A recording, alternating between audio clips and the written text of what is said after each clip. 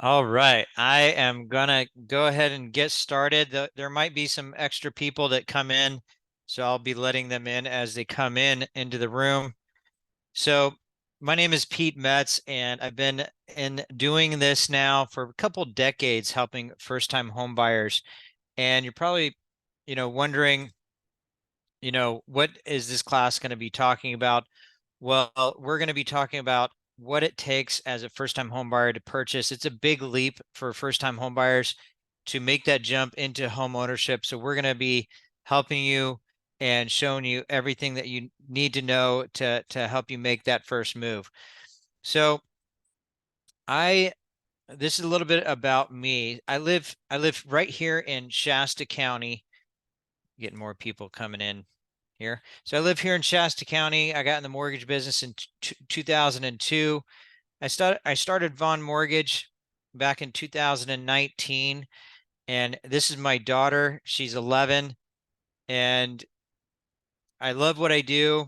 I love helping first-time home buyers. I've helped a lot of families like yourselves get into their first home. So here's a couple proof cases here. So these are just some testimonials that I have. I have many, many, many testimonials like this here, and just a few of them. I can't wait to open escrow with you and your team again. Very professional, honest, and hardworking. My experience with you has given me the confidence to put more capital to work in this exciting real estate market. And this was back just a few weeks ago.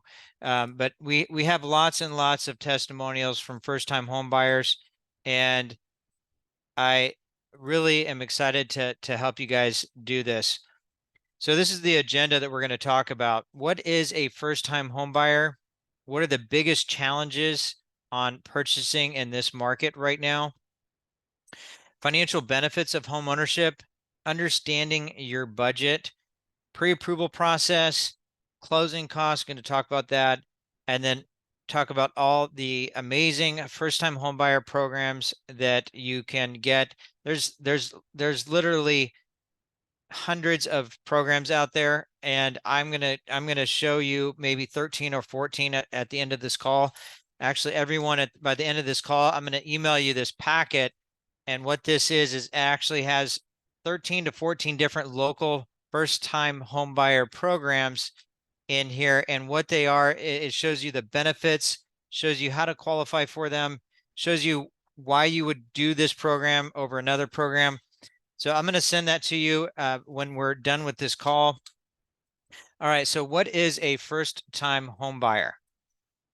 Well, a first-time home buyer by definition is anyone that has not owned a home in the last 3 years. So you could technically have owned a home, 4, 5, 6 years ago, and you would still be a first-time home buyer if you have not owned a home in the last 3 years. The other thing is you could actually own some property, so you could actually own some bare land, and you would still be considered a first-time home buyer. So what are the biggest challenges right now when buying a home? Well, you can see here, I got my screen all messed up. Let me try to fix this here. So prices are too high. This is a challenge, right? A lot of buyers right now today think, and they're looking at the prices and they're like, man, prices are just too high. Interest rates are too high right now. Mortgage payments versus renting, saving for the down payment. We're going to talk about that. And of course, credit scores. So these are some of the biggest challenges for first-time home buyers getting into the market. All right, let's talk about prices being too high. I want to really touch on this because it's a very important piece of the puzzle, because if we constantly think that prices are too high, and I'm going to show you guys why this is something that's a challenge every single year dating all the way back to 1942.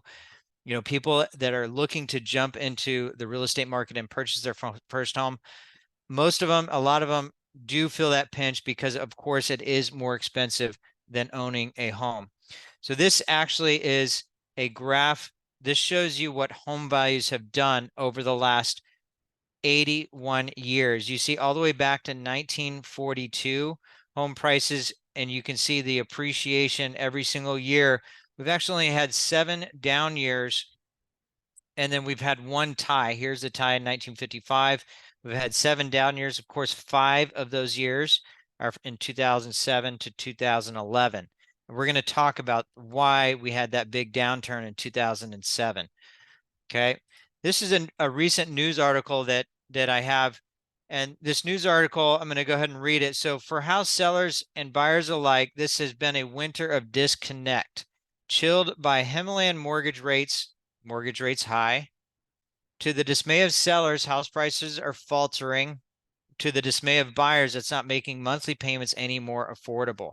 So this is a recent news article. So I wanted to share this because, you know, we could go back every single year and find the news talking about the doom and gloom about real estate. So in 2017, home prices actually appreciated 6%. Here's another news article in 2018. 2018, why the housing market is slumping despite a booming economy. 2018, we had 5% appreciation that year. Same thing for 2019. 2019, we had 4% appreciation, even though they said housing market crisis 2.0, home prices still appreciated. So we can actually go back every single year, all the way back to 1942. This original news article that I was showing you earlier, this is actually written in 1980. So every single year, these same challenges come up for home buyers. Prices are too high, interest rates are too high, mortgage payments versus renting. So I wanted to share that with you because I realize that buying your first home is going to be a challenge. And I understand the biggest thing that I want to do is help you guys find a very comfortable mortgage payment, a very comfortable home for you and your family. And that's what we're here to talk about. So again, this is the history of home price appreciation. You can actually see decade by decade what home prices have actually done and appreciated every single decade since the 1940s. You can see 2020, we're already up, this decade, 39% this decade. Here's a more recent picture of recently. So home prices have actually already appreciated this year. We're on track to have about 5 to 10% appreciation this year in the real estate market. So why is this? You might be asking, why in the world are home prices increasing? Why are they going up in value when interest rates are like a 20 to 23 year high?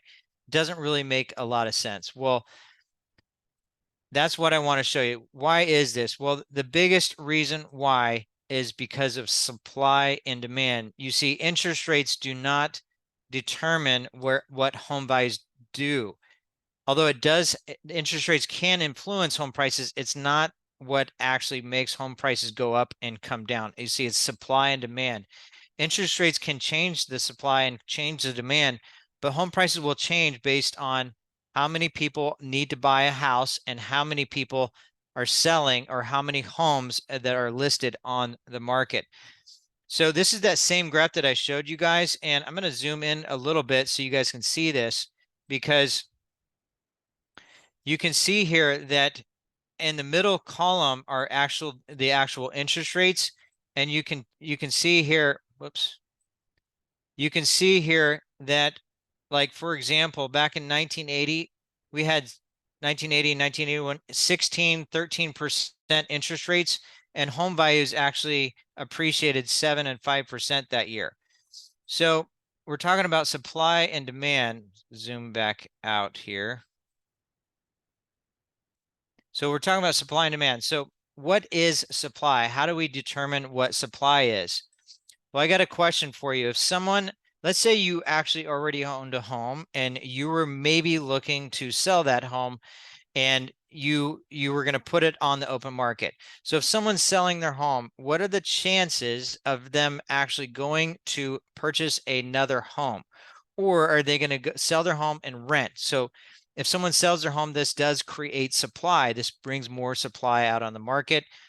If someone rents their home after they sell, that is going to create supply. But if someone does not rent, they're most of the time they're going to go and buy another property. And so that doesn't really create supply, doesn't really create more homes for sale. You see, if we want a real estate correction, if we want home prices to come down, we are going to need a lot more homes on the market. And the reason why is because we have so many buyers that need housing. We have a huge generation that needs housing, and there just isn't enough housing to go around. This is an example talking about back in 2007. Why did we have a 2007 crash? Well, you can see back in 2007, we had a 4 million, we had 4 million homes on the market in 2007. We fast forward to today, we actually only have 980,000 homes on the market. Really doesn't paint the full picture because these statistics, they come out every month for how many homes are actually on the market. And you can actually see that in 2007, we had 4 million homes. That's quite a bit of homes than what we have today, 4 times as many. So right now, let's say we have 1 million homes. Well, out of that 1 million homes that are actually on the market, there's about 400,000 of those homes that are actually pending. That means that people are already in contract to purchase these homes. And there's actually only about 600,000 of these homes that are actually available for someone to actually purchase. So that's how we track supply, is how many homes are actually on the market. If we wanted to increase supply, we can't really, how do we increase supply? How do we get more homes? Well, the number one way to create more supply is builders. We need more builders. And they just have not been able to keep up. All the way back to 2007, they have not been able to keep up with the demand. Well, how do we track demand? How do we track the demand for home ownership? Well, what we have to do is figure out, okay, what amount of the population actually need housing, and then what percentage of the population actually, can qualify for housing. And so we do this by tracking what's called household formation. Well, what is a household formation? Household formation is when my daughter, she's 11, when she turns 18, 19, she's going to be moving out and creating her own household. And so when she creates her new household, that is a new household formation. Another way to create household formations is you have a married couple that get divorced and they split up and they go and create 2 households out of 1 household. So this is household formations. And when they track this, so back in 2005, 2006, 2007, look at 2007, how many household formations we had compared to today, how many household formations. Our population is way more than what we had back in 2007. And then look at how many new builders we actually had in 2007. Way more homes that were listed and building than what we had for household formations. They way overbuilt. Fast forward to today, we have the exact opposite. We have way more household formations and not enough homes on the market. So if we look at more of a local, and right here in Shasta County, we have 183,000 people in our county. Well, out of the 183,000, what we're doing here is we're figuring out, our home price is going to continue to go up, and I believe they will, and I believe they will. And the reason why is because of this right here. We have 183,000 people in Shasta County. Out of 183,000, 64% of them are actually homeowners, and this is true for the last 20 years. We've had about 64% of home ownership rate in our county for a very long time. So the other percentage, the other 36%, are renters, and these are the people that actually take inventory away from the market. You see, first-time home buyers, when you go and buy your first house, you're actually taking inventory away. And so we have a huge population that need housing. And so they're actually taking inventory away, creating more demand for these homes. And so you can see here, household formations, we have about 2,200 new household formations in Shasta County coming every single year. And out of this 2,200 people, 64% of them are going to purchase a home. So we have 1,400 new families that are going to be buying a house in the next 12 months, and we only have 373 new builds being built this year. You see, we can track the new builds because we can look to see, okay, how many building permits are being pulled, and we can see, okay, we have this many building permits. Those houses aren't going to be built for another 12 to 24 months. It takes a long time to build a home. So this is why we have still very much big demand built up for housing. Okay. So here's the thing that I want to say about buying your first home. If you look at buying your first home and you're looking at spending more per month than what you're renting, we want to make sure that that's going to be an affordable payment for you. We want to make sure that you guys can actually afford the payment and that it's going to be a good budget for you. Okay. Now, with home ownership, this is some home ownership statistics. Building equity. According to the Federal Reserve, homeowners in the U.S. had a median net worth of $255,000 in 2019 compared to just $6,300 net worth for renters. You know, this is a statistic from the Federal Reserve that they track this. Building wealth, according to the Joint Center of Housing Studies, Harvard University, the median homeowner in the U.S. has a net worth that is 80 times greater than the median renter. Okay. Now I want to talk about understanding your budget. Now I'm going to get into the payments, what it looks like to purchase your first home, understanding your budget. So with your budget, you want to make sure that when you calculate your monthly mortgage payment, you calculate your principal and interest payments, your property taxes, your homeowner's insurance, and mortgage insurance. So some of you might be asking, what is mortgage insurance? Well, mortgage insurance is if you wanted to buy a home before the 1930s, you had to put 20% down. There was no such thing as a first-time home buyer. And so what they did was they said, hey, let's create a way to allow more first-time home buyers purchase a home. You see, banks would not lend unless you put 20% down. It's the same today. So no bank will lend to you unless you put 20% down. Or if you get mortgage insurance. So this mortgage insurance, it protects the bank. It doesn't protect you, but it does allow you to purchase a home with putting less than 20% down. So here's some payment examples. Let's say you wanted to buy a house for $250,000. Well, that payment would be right about $1,900 a month with taxes and insurance. You got, here's your principal and interest payment here. Here's your property taxes here. Here's your homeowner's insurance, and here's that mortgage insurance here. And this is based on a 6.75% interest rate.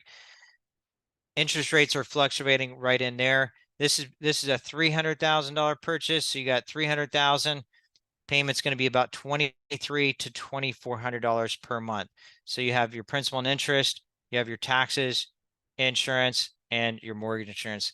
I had a couple that came to my office just a couple weeks ago, and they wanted to buy a house, and we sat down. They were looking at buying a $300,000 home, and I said, okay, great. And they're like, yeah. I was like, well, where they had a home that was 300,000. They wanted to buy it, and they actually qualified. And I said, where would you like your monthly payments to be? Maybe it wasn't the best question that I had to ask them, but they said, oh, we want our payment to be right around 1,700 a month. Well, see, they were looking on Zillow and going on Zillow and looking at the mortgage calculator.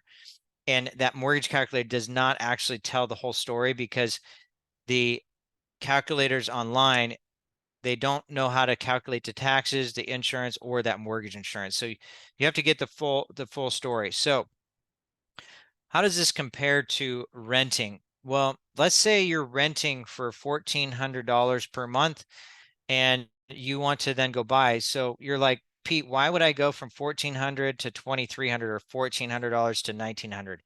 You know, that's a big jump, 6, 7, even $1,000 more per month. And, you know, that's a big jump. And I agree, it is a big jump. And I'm gonna explain why and what the benefits are and why you should consider this, but at the same time making sure it's comfortable and that you can afford it. The first thing I want to say is this is an outlook over the next 5 years. Let's say you were to buy and this is going out 5 years. What would this actually look like? Well, if you bought for 250,000, you'd spend in rent, you spend about $92,000 paying 1,400, because remember, rent every single year will go up. Rent always increases, okay? And so rent is constantly going up. If you get a mortgage, that mortgage, this is a 30-year fixed mortgage, and that 30-year fixed mortgage over time, rent's going to meet it and then surpass it. And so if you buy today, that fixes your payment. And the best thing about it is you actually have the opportunity to refinance, and you can take that mortgage payment. It's a 30-year fixed mortgage, so it's never going to go up. However, you can lower it if interest rates do come down. We can pay off that mortgage with a new mortgage at a lower interest rate, lowering that payment for you. So that's another benefit of home ownership. So in 5 short years on this $250,000 purchase, if we look at a very conservative 4% appreciation, okay, I believe that we're going to see 4 to 5% appreciation until it changes, until we have way more homes on the market. We can see this, but I don't see it change because builders are going to have to catch up. We're years and years behind on the inventory, on the population that's coming in. And so in 5 years, you'll pay out of that 118,000, you'll pay $16,000 on your principal. And then that home value that you bought for 250 is now going to be worth 304,000. Your loan balance in 5 years is actually going to be 229,000. So you actually have $75,000 in total equity after 5 years. For 300,000, you're going to have about 90,000. Okay. So this actually is historical appreciation in Shasta County. So in Shasta County, if we go back 63 years, on average, home prices have appreciated per year, compounded 4.92%. For the last 10 years, 5.1%. In the last 5 years, 6%. And you can see this increasing, and that's because less inventory and more demand, higher amount of population that needs to purchase. Okay. This is an outlook. Let's say in 10 years, what does this look like in 10 years? This is a purchase of $300,000. So you have basically in 10 years, this is a forecasted appreciation, and this is based on historical appreciation. Forecasted, the National Association of Realtors, based on a 5.15% appreciation per year, you'll have $240,000 in equity in 10 years. If we continue to rent, obviously that rent doesn't go anywhere. I want to show you, if you were to, this here is the historical forecast, and this is forecast. So historically, you'd have 230,000.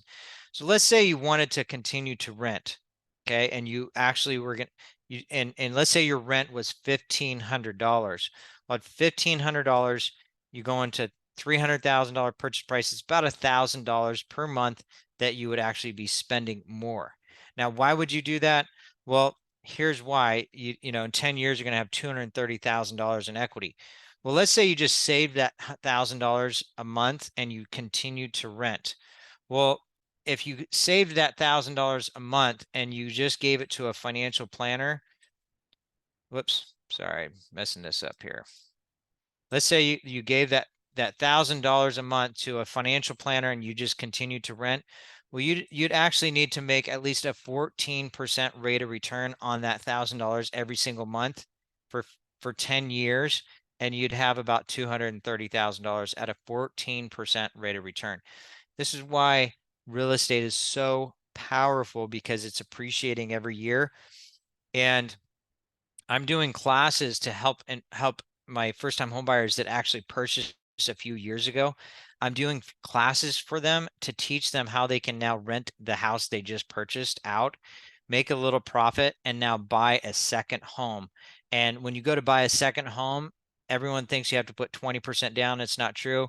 You only have to put 5% down on your second home. So you can really start to build a lot of wealth with real estate, which makes me super, super excited. So let's say, I get families that come in and I had someone, just a couple days ago, it happens a lot, and they're like, Pete, we saw the last 3 years, homes appreciated the last 3 years 40% right here. You see this? We saw 40% appreciation. We're going to wait because we think home prices are going to come down. We're not going to buy yet. We're going to wait because home prices are going to come down. So I look at that, I'm like, okay, and this is what I show them, because if they were to wait, they may be waiting for a very long time. Let me explain. Back in 1943 to 1947, there was a 5-year period.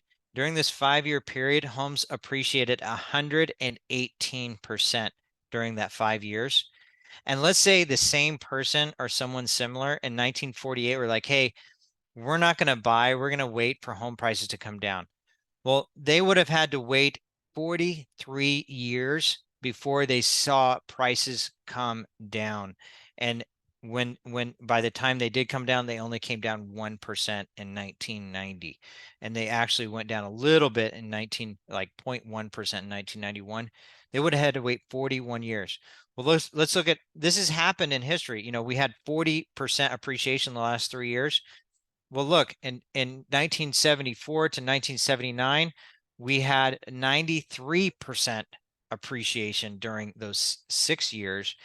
And if someone was like, hey, we're going to wait, they would have had to wait another 10 years before home prices actually fell. And that was the 2007 crash. You see, everyone focuses on this 2007 crash. And that what they don't understand is that it was a very different market than what we're in today. 2007, we had 4 million homes on the market. 2023, we only have 1 million homes on the market. Very, very different.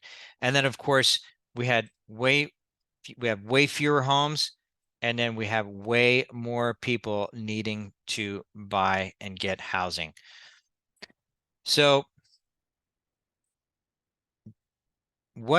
that's basically why I think I'm very bullish on real estate. So I'm gonna move forward and talk about the pre-approval process. So what does it take to actually get pre-approved? Well, the main thing you want to know or want to learn here is there's 3 things that we need. We need credit, we need income, and we need assets. Those 3 things. Okay. The assets, it's not for your down payment because we can do 100% financing. These programs are going to help you come up with the down payment. That's not going to be a concern. The biggest 2 things you need, income and credit. The minimum credit score you need for 100% financing is a 600 credit score. Okay. Income wise, how do you calculate? Oh, by the way, on your credit, if you do have under 600, or let's say you're around 600, I want to help you. I'm going to help you maximize your credit. And I've done this for hundreds and hundreds and hundreds of families. I have the ability to analyze your credit. I can do what's called a soft credit pull. It doesn't put an inquiry on your credit. It's not going to hurt your credit. I do a soft credit pull, and I'll help you analyze this credit for you, and I'm going to get you on the right track. There's multiple ways that you can, maximize your credit score and get that up. Okay. Income. Here's what you need to know for income. They call it a debt to income ratio. What this simply means is how much you can afford on your payment. So it doesn't matter the actual balance of the mortgage that you borrow for 300,000, 350. It's the monthly payment that we care about. So how much is that monthly payment for 300,000? Let's call it $2,400 a month. For easy numbers, I'm going to say 2,500. So if you want to buy a home for $300,000, that payment right now is $2,500. If you want to qualify for $2,500, you basically actually have to double that if you don't have any other expenses. If you don't have a car payment, credit cards, or any other debts, you want to make at least $5,000, $5,500 per month to qualify for a $300,000 home. So let's say you have a car payment of $300 and you have some credit cards, you pay $200 a month. So $300 car payment, $200 credit cards, That's an extra $500. So $500 plus the $2,500 mortgage. Well, that's $3,000 total. So you want to be making at least $6,000 or more to qualify. Now, we use combined income and we use gross before taxes. So when you get your paycheck from your employer, the net that's deposited into your account, that's not what we use. We actually use the gross before taxes is what we use for your income. As far as assets, we just want to make sure that you have enough money in your account by at the end of the day. When we close, you want to have at least 1 or 2 months of payments. You want to make sure you have some savings there for emergencies. Maybe you want to get some furniture, or maybe you want to do new floors. You want to have a couple months of reserves. It's not required, it's just recommended. It's something that I tell every first-time home buyer. If you want to buy, I recommend start saving some money for some reserves. Okay. All right. The next thing is, what are closing costs? So what are closing costs? So here is the list of pretty much all the closing costs, and I don't get scared or overwhelmed, because you're probably like, oh, who pays this? Well, the seller is going to pay this. So closing costs for a first-time buyer ranges from 5 to 6% of the purchase price. So these are all the third-party fees. And as a lender, I have to disclose to the buyer, to the first-time home buyer, what these closing costs are. I have to disclose what the title company is charging. I have to disclose what the appraiser is charging. I have to disclose what the county's charging, the county recorder, everyone. I have to disclose what they're charging. So we get all of that, and we're going to help you make sure you don't have any surprises whatsoever. But most importantly, who pays for this? We're going to make sure the seller pays this for you, and it happens every day. So I just had someone go into contract today, first time home buyer. They're buying for $330,000, and he's been looking for a little while, and he needed to get a credit from the seller.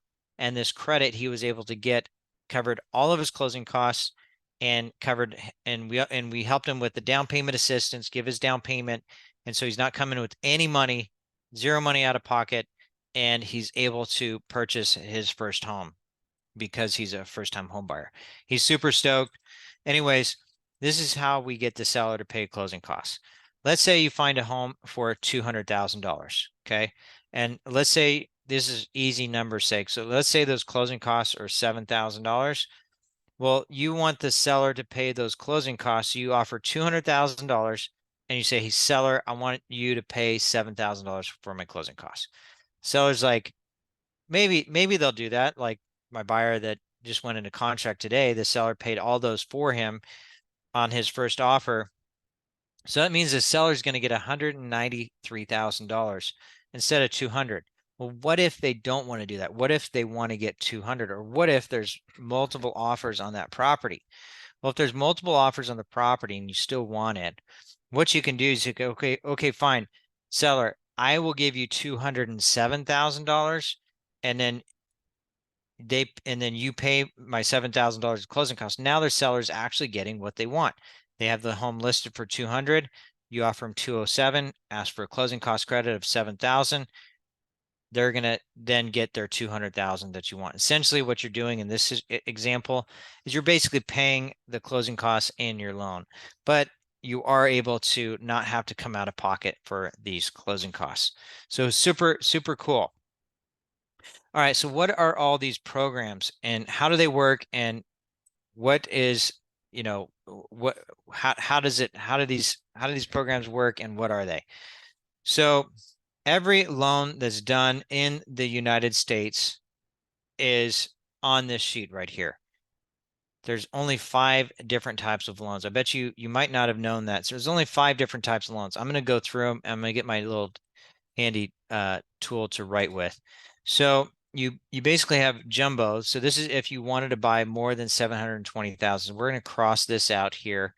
And I imagine, most first-time home buyers here don't want to buy for that much. So that leaves VA, USDA, FHA, and conventional. There is no other mortgage that's available unless it's a private loan that you get from like a private person. There is no other loan type that you can get in the United States. These are all of them, okay? I'm going to go through them. So this is if you're a veteran. If you're a veteran, on the call, I'd love to hear from you. Go ahead and put your info in the chat. Also, if you guys have a question, we're going to do question and answer here real quick. And so once I'm finished with this, put your questions in the chat, and I will definitely be getting those to you, getting back to you on those questions. So you have VA. This is if you're a veteran. You have USDA, and by the way, this is 0% down for VA. USDA, this is for first-time home buyers, a first-time home buyer program. You can see zero down requirement. Okay. Now with the USDA loan, you have to buy outside the city limits of Reading. So you have Anderson, Cottonwood, Bella Vista, Palo Cedro, Shasta City, Happy Valley, all these areas you can buy USDA. You just can't buy in the city limits of Reading. The other thing with USDA, it has income limits and they're most conservative. So meaning they don't let you buy for nearly as much as what you can get for FHA or for a conventional loan. And so with the USDA loan, it's a great option, and we'll show you this option as well. And then give you a good recommendation. So this is FHA. With FHA, the minimum down is 3.5%. This is what most buyers end up picking. And this is conventional, 3% down. Now, here's the mortgage insurance right here, the cost. Here's the thing. These programs that I just talked about in the beginning of the call, I'm going to email these to you. Now, where these down payment assistance programs come from, what they do is these are programs that actually allow you to buy FHA, and you get a down payment assistance that covers this 3%, or you get down payment assistance that covers this 3% for a conventional loan. If you get the USDA loan or VA loan, you actually don't need a down payment assistance, right? Because you are already doing 100% financing. Now, there's some grants and to where they're actually forgivable after a certain amount of time. We can talk about that. Here's what I want to say is I don't require you to look at these and say, hey, Pete, we want to do this one. What happens is I'll take 15 minutes and have a either a phone call, or we can meet in person if you'd like. And there's just a few questions. We'll talk about your specific situation, your example, and then I'm going to basically recommend to you what I would do if I was in your place. And so I know all these programs like the back of my hand, and I'll be able to tell you, hey, this is what you need to do. Kind of like a doctor, if you get sick, you go in there and you say, well, these are my symptoms, right?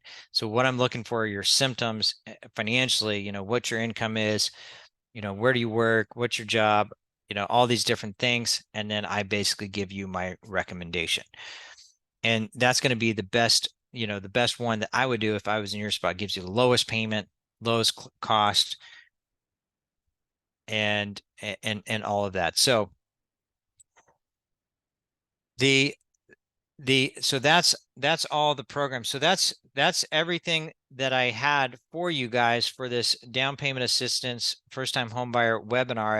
I hope you guys got a lot out of it. I'm sure you guys have some questions. I know there's already questions here in the chat, so I'm going to go ahead and answer some of these. By the way, I would love to meet with each and every single one of you and hear about your specific situation, even if you don't plan on buying for another year, 2 years. I would still love to help you. I would still love to answer your questions and walk with you and help you every step of the way, even if you're looking at buying in a year or a year and a half.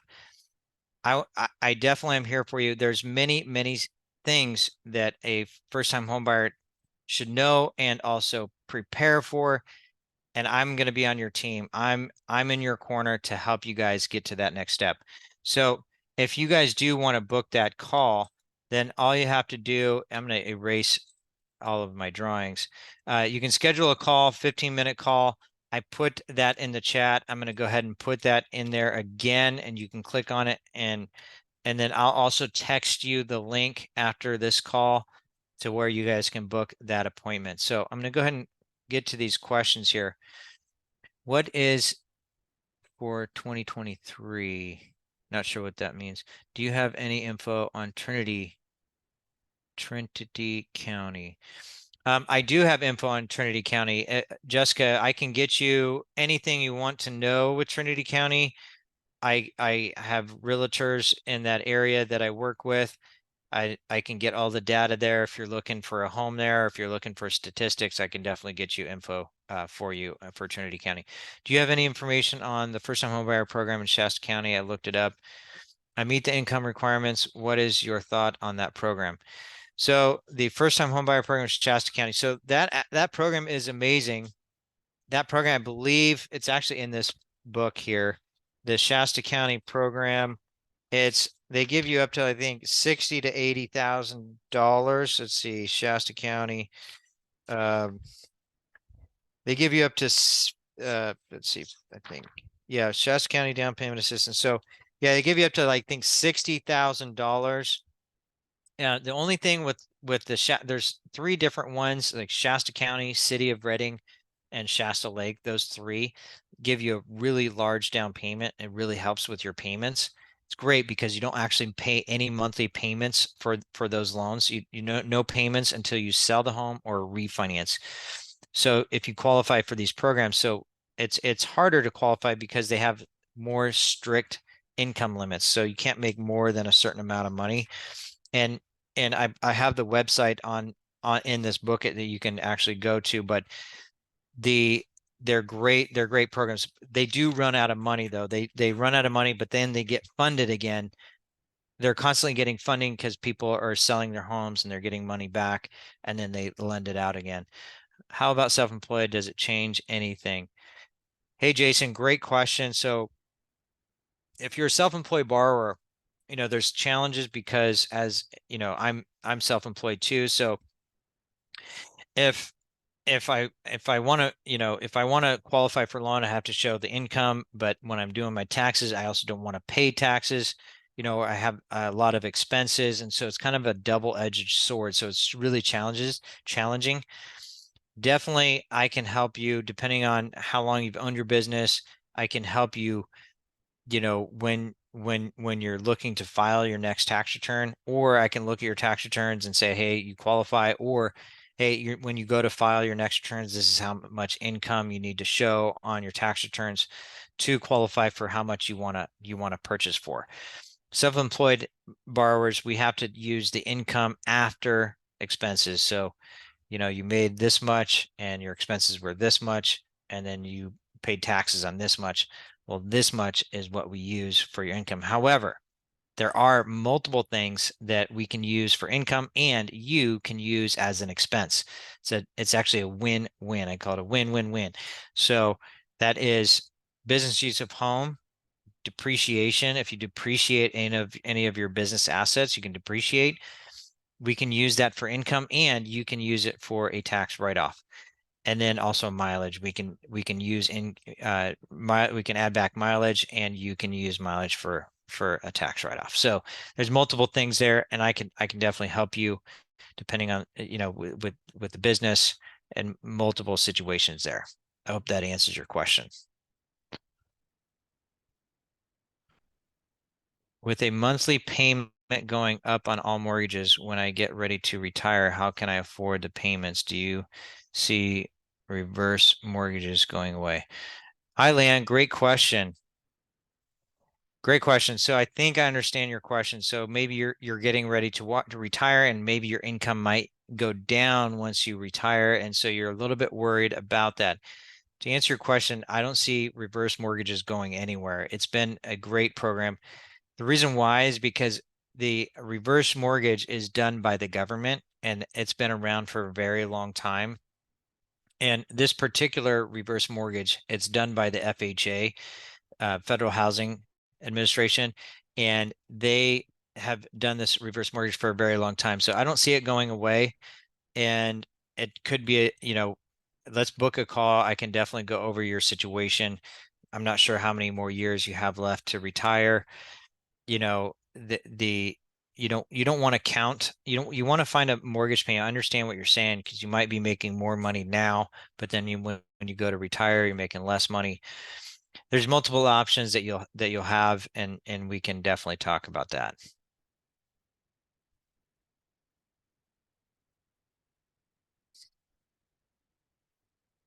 Cool. Any other questions? So if any of you want to book that appointment, go ahead and click. I'm going to put that one more time in the chat. The other thing is, if you would like me to, I can also, if you want to go ahead and apply. Once you apply, it's kind of like when you go into the doctor's office, you fill out the paperwork, give them all your symptoms. Well, the application is basically your symptoms. It's basically showing me, okay, here's my picture, here's everything that I have. Pete, what do you recommend? So you could go straight to the application, or you could just book the appointment. If you want to go straight to the application, I'll put that link here as well and get this to you.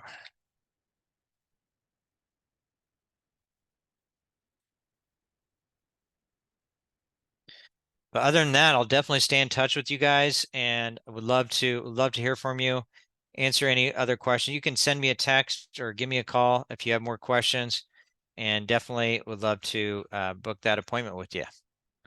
Thank you so much, and I hope you guys got a lot out of it, and we will talk to you all very soon.